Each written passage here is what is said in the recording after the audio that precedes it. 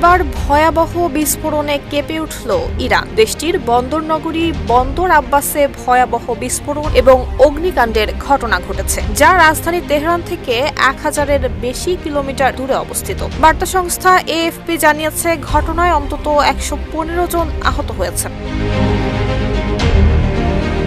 ইরানি বার্তা সংস্থা ইরনা দেশটির সরকারি সূত্রের বরাতে জানিয়েছে, এটি ইরানের সবচেয়ে আধুনিক সমুদ্র বন্দর, যা হরমুজগানের প্রাদেশিক রাজধানী বন্দর আব্বাস থেকে 23 কিলোমিটার পূর্বে এবং হরমুজ প্রণালীর উত্তর দিকে অবস্থিত, যেখান থেকে পৃথিবীর মোট উৎপাদিত তেলের 1/5 পরিবহন করা হয়।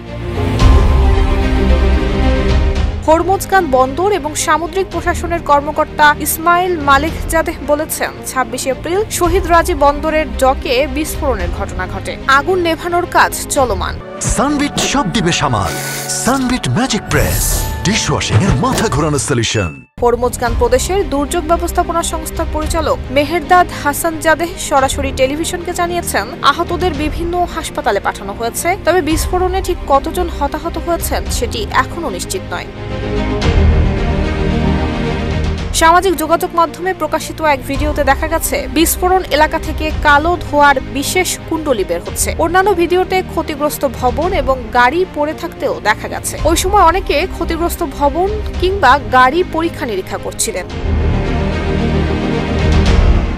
সংবাদ মাধ্যম আল জাজিরা বলছে, শহীদ রাজি বন্দর নিয়ে মূলত জাহাজে কন্টেইনার ওঠানামা করানো হয়, তবে সেখানে তেলের ট্যাঙ্ক এবং পেট্রোলজাত রাসায়নিক পদার্থেরও অবকাঠামো রয়েছে।